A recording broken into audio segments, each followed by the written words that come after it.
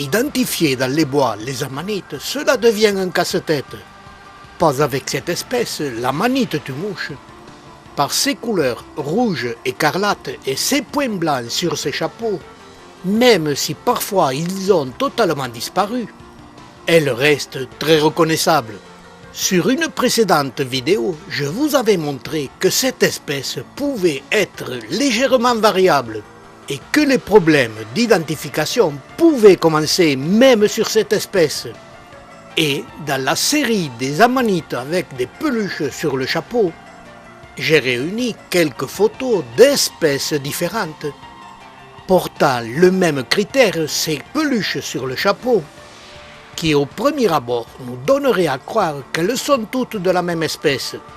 Pourtant, ce sont des espèces différentes, et qu'il est pratiquement au premier regard impossible de les identifier avec certitude, car elles ont souvent des variations qui rejoignent les espèces les unes des autres, ce qui complique tout, surtout que certaines espèces sont comestibles et d'autres pas. Et pour cette raison, les amanites, il vaut mieux les laisser dans les bois, sauf si on est un grand spécialiste. Et encore, pour moi, seules les analyses en laboratoire pourraient séparer les espèces, mais je vais essayer au fil du temps de vous les présenter espèce par espèce. C'est dans les bois de sapin que naissent le plus souvent les amanites jonquilles. Et comme toutes les amanites, toutes jeunes, elles se présentent sous la forme d'un œuf. Elles portent l'appellation scientifique Amanita gemata.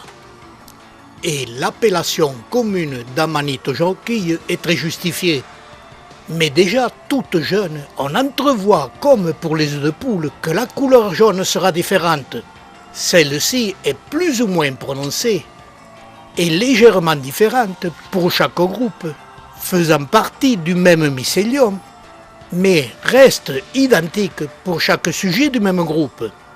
Et déjà, sur ce seul critère, l'identification se complique, car il y a aussi des mycéliums aux sujets sans point blanc et aux couleurs de chapeau très variables, qui sont parfois nus et parfois recouverts plus ou moins de peluches blanches.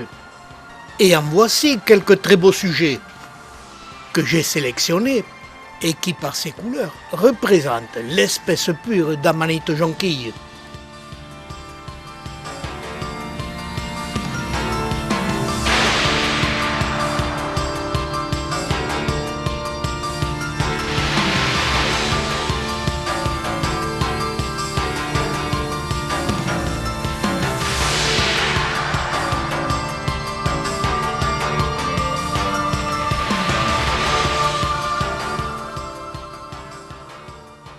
Autre critère d'identification, c'est son pied.